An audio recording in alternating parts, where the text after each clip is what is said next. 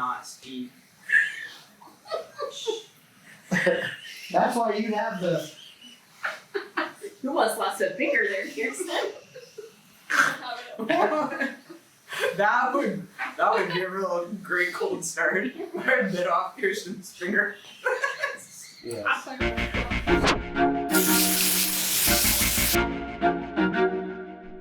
And welcome back to the Oklahoma Today podcast. I'm your host, Ben Lucian, and this one is going out to all the folks of T-Town. It would not be Oklahoma without Tulsa, and it wouldn't be Tulsa without the Philbrook Museum of Art. Nathan and Chris recently took a visit to the Philbrook to check out their exciting new samurai exhibit, which explores the art, culture, and lifestyle of the samurai warrior. It's on display now through August 3rd. And we're going to see more from that video here in a minute, but first, a friendly reminder to please hit subscribe if you've not already done so. We have a 200 subscriber goal by the beginning of July, and with your help, I know we can get there. So without further ado, let's bring on the full team here. This is the first full couch we've had in about a month. Yes. It's nice.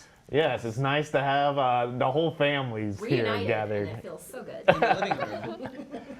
Well, we'll go ahead and get started with the Tuesday trivia question, which is about one of my favorite subjects, which is fast food. One of the biggest fast food brands in Oklahoma is the Sonic Drive-In, which of course famously started in Oklahoma. First of all, I just want to know, if we did a Sonic run right now, what would the drink orders be? Blue coconut slush. Blue coconut slush for Carly. Yeah. I typically go for a grape slush. That's a good one. I'd say I usually do like a diet cherry vanilla Dr. Pepper. That's a good one. I usually do a diet cherry limeade with a splash of orange juice, which is technically a Sonic Sunrise, but it's easier to order it if you just say a diet cherry limeade, add orange juice. I've not heard of the Sonic Sunrise. Yeah, no, it's a cherry limeade with orange juice in it, and it tastes like a virgin cocktail, and I like it. That's a good tip. Kirsten, what about you? My order switches, but I think right now I'd probably go back to my high school order and just get a water with blackberry and lemon. Yum. Yes. I love. That's a good There's idea. something about a Sonic ice water, that's just better than other Yeah. ice water. Yeah. I don't know what it Time is. it's They're always really good with their fruit stuff too. Well, their ice I is get so lemon good. usually in mine. Yeah. People will just buy bags of the Sonic Ice. But of course, this was not the Tuesday trivia question. The Tuesday trivia question is, so Sonic started, originally it was known as the Top Hat Drive-In. And it started in Shawnee, and then they opened up... Sonic? Sonic did, yes. And they opened up several locations around the state. But they had to change their name because they found out that the Top Hat was trademarked already. So they changed it to Sonic because it was service at the speed of sound. So my Tuesday trivia question is, what is the first city to have a Sonic branded drive-in in Oklahoma? Well, in any place. Shawnee? I'm gonna guess Oklahoma City. It was not Shawnee. It was not Oklahoma City. It is Tulsa? close. It's not Tulsa. It is in central Oklahoma. Norman? It's not Norman. Midwest City. It is not Midwest Or- City. Ada! We've named all of them except the right one, I think. Chickasha. It's not Chickasha either. It is Stillwater, Oklahoma. It was the okay. first Sonic branded Good old Stillwater. drive-in. And Laura Israel of Broken Arrow, she also knew that answer. So, Way to go, Laura, you will be getting an Oklahoma Today prize here soon. All right, so now moving on to question of the week. So we are visiting the Philbrook later in the episode. Nathan, we're excited to see that video. So sticking on to the subject of Tulsa, I just asked, what is your favorite Tulsa area restaurant? And there's a lot of delicious directions you can go there. Nathan, were you able to nail it or narrow it down to one, or? No. Yeah. It's really, really, really hard.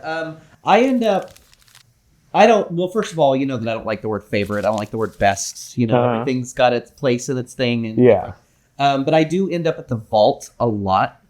especially like if there's people from out of town. I have some poet friends who come in every year for the Woody Guthrie Festival, and it's become like a tradition lunch at the vault before the reading at the Guthrie Center. So like that's a great one, but I love Andolini's. That's great pizza. I love Kilkenny's, the Irish pub.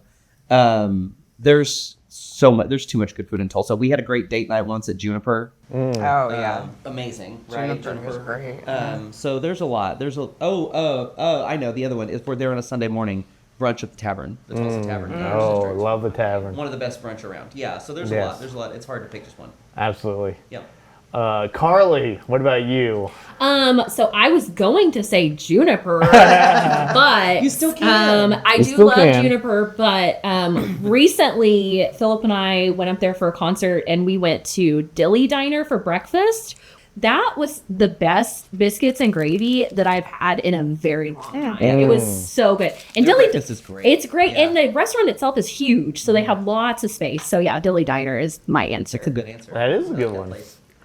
Megan, I know you probably have several in mind. All of my favorite Tulsa restaurants that immediately came to mind have closed. Oh. I loved This is life in the restaurant business, Yeah. unfortunately. Wafa. I yes. love. I wanted to eat there every time. Every time I was there.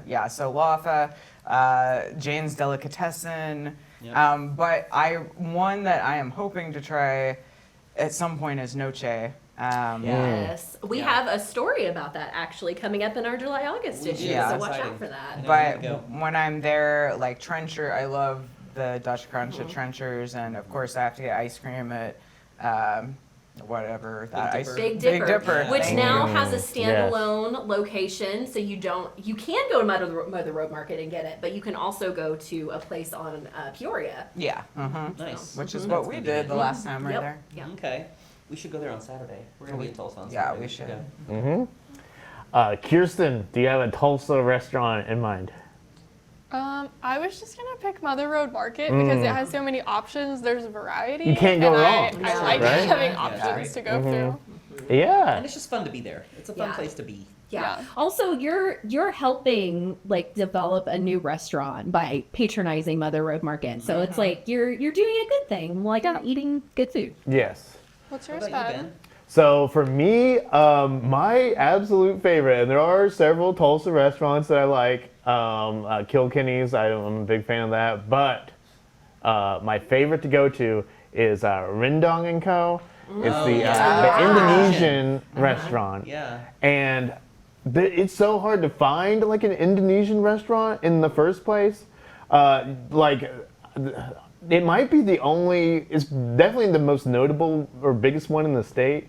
There might be another one that I'm not sure about, but I've heard like people travel from all over just to get the Indonesian food here because it is such a hard restaurant to find. And so rendang is like their signature dish, and it is like it's like curry, but it's really condensed down into almost like a really sort of like stewed meat is kind of what you get. And it's so good and just so rich in flavor. And I've looked up how to make it at home, but it requires all these ingredients that I don't have access to. Which is why Indonesian food is hard to find in the Exactly, state. exactly. So it's basically become anytime I like go to Kane's Ballroom to see a show. Before that show, I'm getting Rendang & Co. because I gotta have my fix. Nice. What about behind the What about our friends camera? Behind the camera. Yes. Say, what about Bridget? Kilkenny. Great, right? Yeah, It's so so good. good. Yeah. What do you get? What's your favorite? What do you always get when you go there? Oh, the stew.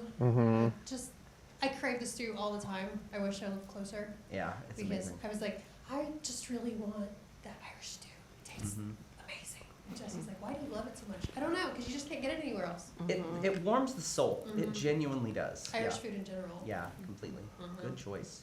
Good choice. Love that place. What about you, Chris? Well, I'll just go with the place I've been the most is Savastano's. Oh yeah. Have you guys been there? I Yes. have not. Forever. It will change your life. Okay. If you like deep dish pizza, and Mr. Savastano was from Chicago, grew up on the streets of Chicago. He's no longer with us. His daughter's running it. I was just there Saturday.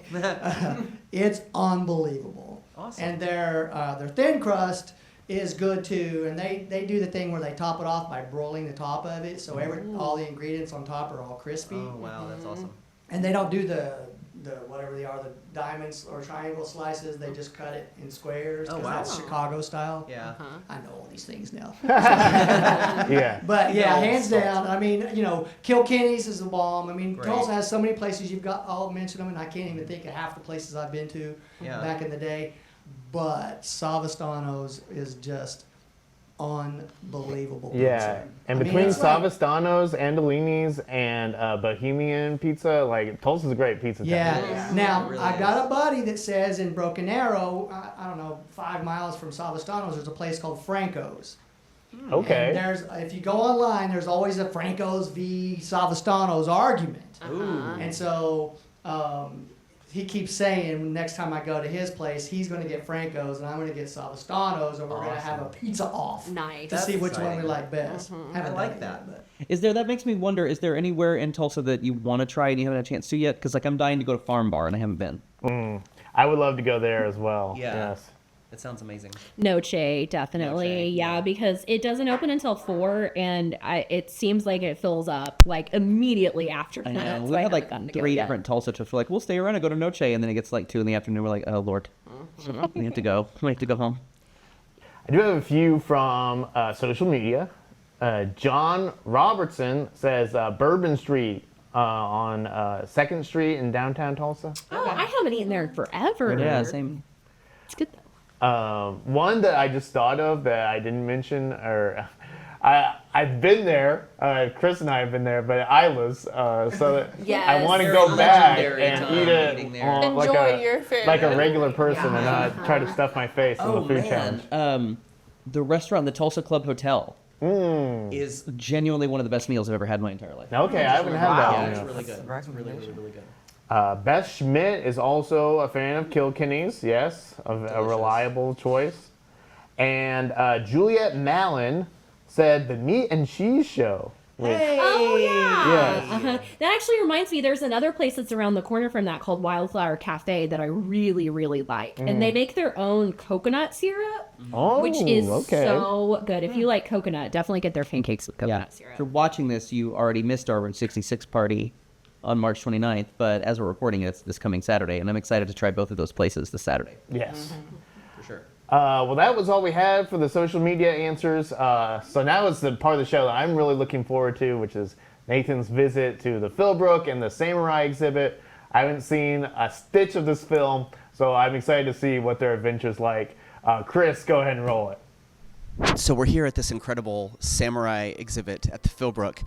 How did this come about? Why is this is the most amazing thing I've seen in a long time. How did this come to be here? So the Barbier-Mueller family, it's their collection based in Dallas, Texas, and they started in the early 90s collecting these exceptional objects. And so we've had a traveling exhibition that they wanted to send to different cities so that people could experience these items and learn a little bit about samurai.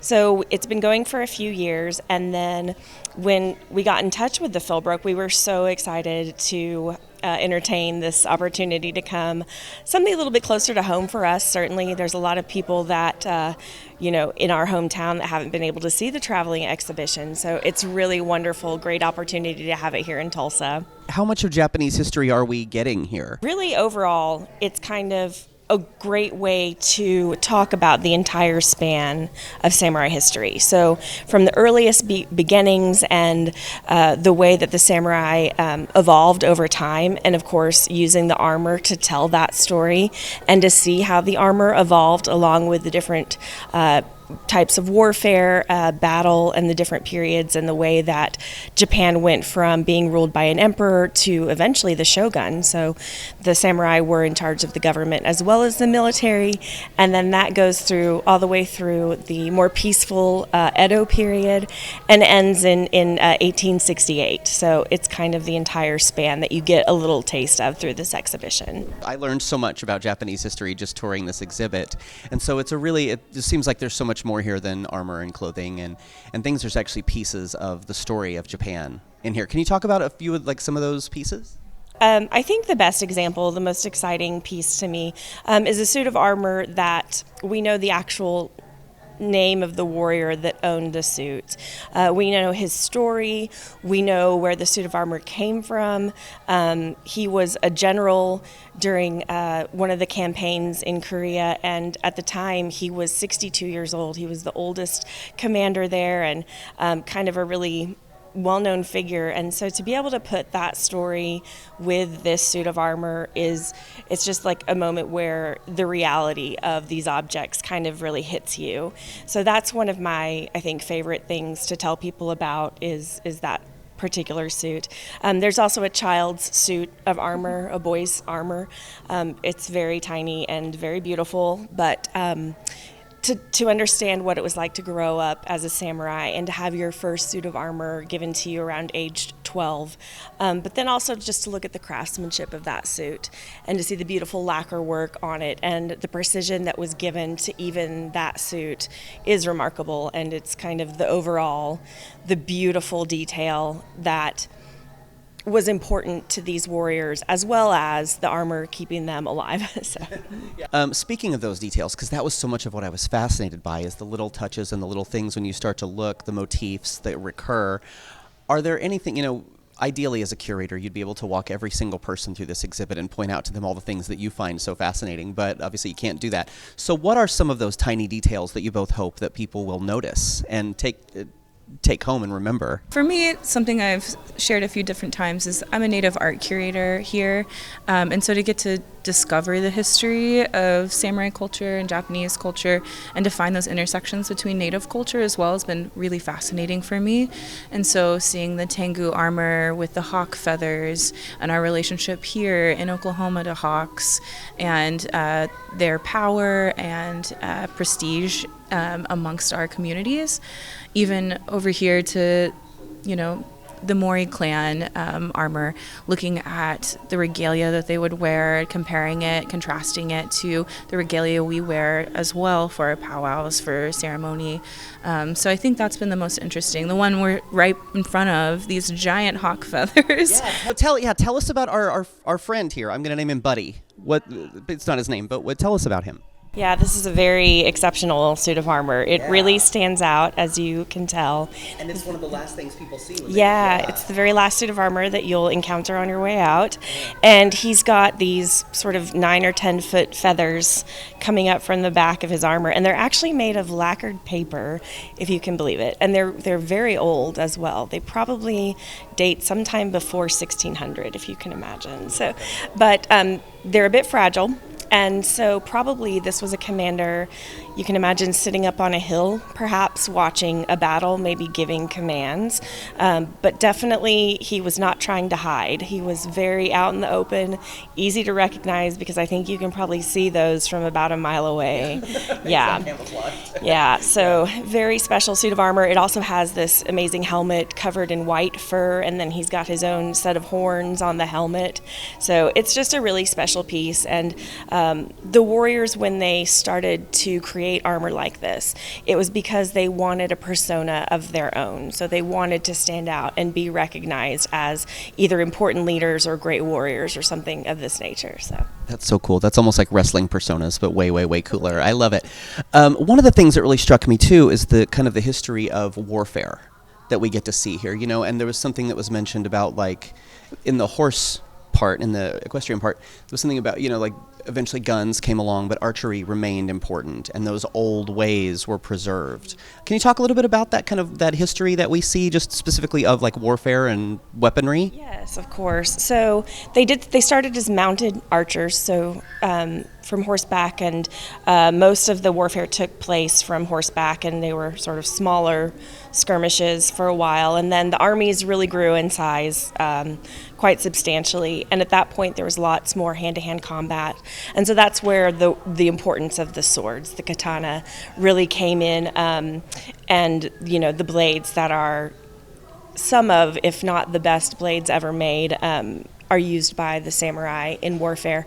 And then eventually, when the Portuguese arrived in the middle of the 16th century, they brought firearms with them. And so there was a change at this point because lots of the armies started using firearms. And so the construction of the armor had to change also to handle the fire from bullets. So they went from a very there was lots of silk lace included in the earliest type of armor, and they went to having to use much more solid iron plates to protect themselves. But I think that they never really accepted the firearms as, a very honorable or samurai affiliated weapon, just because there's not any really particular skill needed when you compare it to being a swordsman or using a bow and arrow. So, yeah. So one of the other things that we end on, and I love this, is this sort of pop culture overview of samurai culture in pop culture. I'm curious if there's any of these things, when we see things like The Last Samurai and Samurai Jack and The Magnificent Seven and all these famous things that we know, are there any of these that you've seen as you've curated this exhibit that you felt like really got it? And if so, what are those? Ooh. Pop culture? Pop culture. Well, things that really got it, I don't know that there's a lot up there that really got it. So it has yet to be made. Well, I think one of the ones that isn't up there that could be up there is the show Shogun that's available on Hulu now. But there's so many aspects of that show, even minute, very nuanced details that reflect the culture very well. But as far as movies, I don't know that there's anything that's quite hit it yet. All right, Hollywood, you heard it here first. It's time to make a period-accurate samurai film. Thank you both so much. This is an incredible exhibit. It's up through the beginning of August. Yes, sir? I have one question. Chris has a question. Why is this important? That's a great question. Oh my goodness. Yeah, that's a great question. I mean, with everything, I think you learn so much from looking into other cultures and history, of course. This is one of the greatest resources that we have, is to be able to learn about other cultures, about their past, about their beliefs, about their way of living, and compare it to, everyday present life and see where things really resonate with you, where you really feel like you have a moment where you understand where the samurai were coming from. So that's kind of a big aha moment, I would say, if that's something that happens to you when you're visiting a museum. So super important. I love it so much. Thank you both so much. It's up to the beginning of August. Everyone needs to come see it. It's here in Tulsa at the Philbrook. Thank you. Thank you so much. It covers thousands of years of Japanese history, and that was the coolest thing about it for me, was just how much Japanese history I really didn't know. Mm-hmm. It's just out of the part of the world that we learn about when we learn history much. Yes. So it was really cool to learn a lot more just about kind of feudal era Japan and what that was like. Yeah. Really and that'll be a blockbuster summer exhibition for Tulsa. Y'all, it's the coolest thing you're going to see this summer in terms of art. It's unbelievable. I could have walked around there for outright, Chris. It was the coolest thing. Yeah. And I was amazed at all the horse stuff. Right, Yes. all the protection and all the things they had on their horses they rode it about. Mm-hmm. Yeah, there's this gigantic piece of the exhibit that's like guys on horse, and they're kind of coming out into the, it's really, really cool. Mm-hmm. Yeah, you're gonna like it. Well, you know what time it is. It is once again podvent time. This is where we go to the travelok.com event calendar, pick out a few of our favorites. Is there anyone who would like to go first this week? I'll go first. All right, Nathan's going first. So this gets us to a town that I really, really like, Atoka. I'm a really big fan of Atoka. I think Atoka's cool. And this is the Atoka Pro Rodeo, which is at the Atoka Trail Riders Arena. You're going to have all of your regular rodeo events, bull riding, barrel racing, all the things. This is hosted by the McCoy Ranch, the McCoy Ranch, which is Jet and Cord McCoy from The Amazing Race. Yes. I have interviewed Jet McCoy, I think. Yeah. I think this is more Cord's side of things, but it's... Oh, no, it was Cord. I did interview Cord. Sorry. Tickets are only $15, so you could go both nights for $30. That's pretty great. And you just go to McCoyrodeo.com to get tickets. It's going to be really, really fun. And one of the other cool things is they're going to have Ryder Kisner there. Ryder Kisner is a 4-time world champion trick roper. Oh, okay. He's going to be performing trick roping. He's also a world champion gun spinner. Oh. And I didn't know they had world Now, that's a cool skill. championships at gun spinning. Gun spinning? I know, isn't that cool? He's also an expert at, as far as I can tell, he doesn't have any world championships, but he's an expert at whips. Okay. And he even has a trick where he whips a target off of his own head. Wow. I know. So that's the part that I'm looking forward to. I'm scared of the practice it would take to hone that skill. Right? I know. But anyway, Ryder Kisner, he sounds really cool. So that's the part that I would be the most excited Do you think Reba has ever done the national anthem at the Atoka Pro Rodeo? You know, I think you have to go and find out if it's going to happen. Yeah. I will say this. If you are going to Atoka and you want to go to Reba's, they do take reservations day of. Very helpful tip. Because people don't seem to know that. They're like, oh, we went down and we really wanted to go and it was forever to wait. It's like they take reservations that day. So if you know you're going, make a reservation in the morning. And then it's easier to get in and out of Reba's a little faster. Yeah, especially if you're in town for the rodeo. Absolutely, yes. Yeah. I'll say this. Almost certainly members of Reba's family will be there. Will you recognize them? I don't know. Yes. Carly, what is your event? Oh, this is a really exciting one. And I don't have trick roping in this, but there are tricks and horses. Okay. So it's related. It's called I Ain't Afraid, The World of Lulu Bell Parr, Wild West Cowgirl, and the author Diane Helen Jarvis is going to be signing her book at the Cherokee Strip Regional Heritage Center in Enid. It's April 10th from 6 to 8 p.m. And you don't have to pay to go to the book signing. You just pay the normal adult admission to the Cherokee Strip Regional Heritage Center, which is only $7. And the author is going to talk all about Lulu and her absolutely fascinating life. She was called the champion lady bucking horse rider of the world, and she earned that title too. She made all of her own outfits herself. She joined Pawnee Bill's Wild West show in 1903, and then Buffalo Bill invited her to join his Wild West show in 1910. She was married to Charles Mulhall, which is the brother of the very famous Lucille Mulhall. But 3 days after they got married, he just disappeared, and no one ever heard from him again. Wow. And so she ended up getting divorced on abandonment grounds. Wow. And then she rode in shows and circuses until 1938, when she retired at the age of 62. Wow. So that's to have the thigh strength at 62 to ride a bronc like that is that's something that I aspire to. I mean, she certainly deserves to have a book written about her. Absolutely. She sounds totally fascinating, and Diane seems like a really great lady who knows a lot about history, so I think that's going to be a really fun book signing. Yeah. That's it goes to show you, like, what can be done if you just commit to the bit. You know? And also she just liked horses, and she had a horrible marriage that lasted a few years. Her husband was an abuser, and she was like, you know what? I'm done with this. I'm just going to go live my dream and join a Wild West show. And she did that. And I just love that so much. Yeah, I'd had 2 marriages that went that way. I think that's the truth. Yeah. No, she had like 4 marriages. Those were only a couple. And none of them were great. All right. Well, Megan, is there any marriages in this? I don't know. Well, I mean, it depends on how much you like calligraphy. Okay. And if you find somebody there who, I don't know. You're not making any promises. But, no promises, but you never know, because my event is a Japanese calligraphy class, which is April 12th at the Oklahoma Historical Society, and this is a collaboration between the Oklahoma Historical Society and the Japan America Society of Oklahoma. So you can come to this event, and from 1 to 3, you'll just learn how to draw different Japanese characters, do Japanese calligraphy. And the Japan America Society of Oklahoma actually has a lot of really cool events.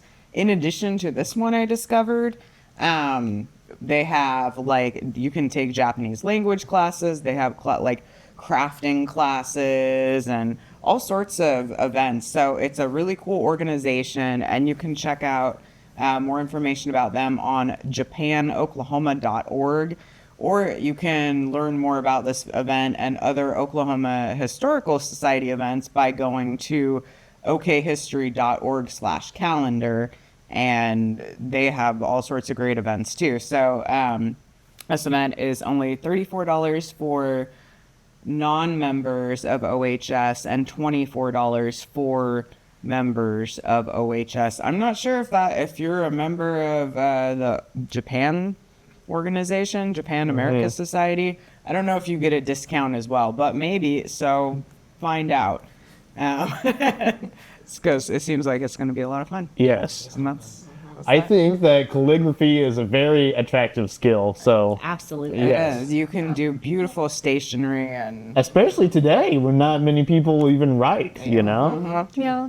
So you can make beautiful Japanese figures. I mean, It would also be a great day if you already have it'd be a lot. Yeah, it would be a lot of fun. Or you find your future spouse or partner there. Or you've got a wedding coming up and you want to be super extra and hand address all your own envelopes. Yeah, in Japanese. in Japanese. Japanese calligraphy. All right. Well, Kirsten, well, we're excited to hear what yours is. Well, thank you. So my event it's celebrating its 100th anniversary this year. Okay. It's the Holy City's Prince of Peace Easter pageant. It started 100 years ago. They're prepping for it to go at least 100 more. But they have some exciting changes coming this year. I wouldn't say changes, but they have more for people to be expecting. So it'll be this Saturday on April 12th, but they will have a second showing on the 19th as well. Both of them will start at around 8:30, just kind of when dusk happens for this time. So you don't have to get up before sunrise like it used to be. Now it's at dusk, but they'll have live music starting at noon. They're going to have food trucks and vendors set up throughout the day. It's going to be so much fun. And then I have a couple other notes. Sorry. The show itself will last about 3 hours, completely free to attend, by the way. No money required, unless you just want to buy stuff, which they do have the gift shops there as well, so you can go purchase some things in the gift shop. And then they'll have other pre-show entertainment. There'll be tours by cast members in their costumes throughout the day. It's recommended you bring a blanket, lawn chairs, snacks, drinks, flashlights, or other weather-appropriate things because it can get chilly at night. And the whole show is outdoors. So for those who've never been to the Holy City, it's in the Wichita Mountains, and the city is set up on a hilltop where the viewing side is across a hill next to it. So you sit on the hill and watch across. Yes. It's super cool. It's a great time. Have you attended the Easter play before? Or have you just been out to the city? Actually been. I've planned to go several times and wasn't able to go, but I have gone out to the Holy City and wandered around through the daytime and stuff. Yes, it is a very interesting place to explore. Yeah, definitely. it's super cool. It's like a crazy replica of the cities of Jerusalem. Yeah, I'm glad you got that in there because the 100th anniversary, and I know it's a huge deal out there in the Wichitas. And speaking of anniversaries, Oklahoma Today next year is turning 70 years old. This was our second ever cover. In there you go. 1956, and it's still my favorite one. Satan and the Devil. Satan, the Devil and Jesus and the Devil. Jesus and the Devil. Oh, I'm sorry. Apologies. Sorry, Jesus and the Devil. Jesus and the Devil. In the Wichitas, having a philosophical discussion. Yeah, I just love that cover. Looks like Nate and the Devil. Oh no! Oh boy! He's a lot better than me. Maybe we should recreate it, Nathan. We wanted to create it with like Serge Ibaka and. Oh wow! Like we wanted to create it with Thunder. We wanted to recreate it with Thunder players for our 60th anniversary, but we never. Oh wow! Let's get back to work on that one. But before you switch, I will also say, if you want more information, go to theholycityofthewichitas.org, and also it is recommended. If you're attending, please bring cash with you because the cell service and internet service very spotty out there, and they said it might interfere with some of the vendors' card readers. So bring cash with you just in case. That is a smart tip. Anyway, turning it over to you, Ben. What's your event? Yes. Well, I've been in my feelings a little lately because I've been hearing people talk about spring break, and then they go online and then post about spring break. And as a childless working professional, I'm just not invited to spring break, sadly. But there is something that I am invited to, which is Spring Bake Day at Fort Gibson. Yes, the Fort Gibson Historic Site, which is just a little bit outside of Muskogee. Every spring, they have their spring bake day where they bake loaves of bread inside their original 1800s bread oven. Yes. Cool. Yeah, really cool. And I bet it smells delicious. I also like it because it gives me the chance to say spring bake. So I get to even up with my my child having colleagues. Let's see. So so you can get the bread for free. Yeah, you just have to show up and get the bread. Although donations are encouraged. I'm curious, are there any bread bakers here in the room? I make a pretty decent Irish soda bread. Okay. Oh, I can do that. Yeah, it's not hard. But if it involves yeast, I'm like, no, I'm not doing that. And then there's a Pioneer Woman recipe for, I think it's called Pastor Ryan's bread or something like that. It's Pastor Ryan's something that's really easy, and you make it in like a big pot. Okay. It's pretty. Yeah, it's like you can Google it. It's super easy. It might be somewhat similar to this one. Yeah, to probably. what they make. Yeah, maybe. I need to make more bread. I mean, who doesn't love fresh bread, right? And you can hand it out to your colleagues. Exactly. Yes, it's a great way to make toast. I'm an excellent sourdough starter if you ever need. Oh, okay. Yeah. I've never actually made sourdough with it, but I have kept it alive for a very long Oh, time. wow. Prairie Thunder? It is from Prairie Thunder. Yeah. Oh, wow. Yeah. Well, maybe I'll do the research and see if I want to take that on. Yeah. Nice. But anyway, in the meantime, so you can get fresh bread from Fort Gibson for free, but donation encouraged. And if you are going to go out to Fort Gibson, you might as well, tour the site. And if you do tour the site, you have to, admission fees will still apply.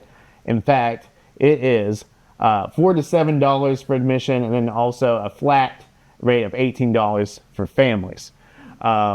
It's a great time to visit because recently they have opened their restored 1800s hospital wing. Ooh, neat. Yes, which has all the sort of accoutrement of those ancient hospitals before modern medical science. And it's also doubles as a gift shop. So, Well, handy. just a really good time to go out and visit Fort Gibson. And if you don't want to come back, if you don't want to go and come back in one night, Sequoia State Park is right across the lake. That is very true. So this is all happening Saturday, April 12th at the Fort Gibson site. Like I said, just outside of Muskogee. You can call 918-478-4088 or visit okhistory.org/sites, and that's SITES/Fort Gibson for more information. So, Nice. yes, now I really want some fresh bread. Like, when you talk about it, you can kind of get that smell. That smell when it comes out. All right. Well, for star of the show, I have handed it to the city of Tulsa and the lovely Philbrook Museum of Art. Nice. Yes. I nominate Megan's boots. Megan's boots. Yes. They have been prominently displayed here on the Yes. table. Yes, they have. Yes. As they deserve to be. Well, that's all we've got for you this week. This has been the show known from here to Tulsa, home of the Woody Guthrie Center, as the Oklahoma Today podcast. Head to oklahomatoday.com or pick up our latest issue on newsstands right now. You can send your feedback to oktpod@travelok.com. Talk to you again next week. Goodbye. Real goodbye. Oh, yeah. Yay. She was here last week, No too. more pre-recorded goodbye. Yeah, she was here. I have a bad memory.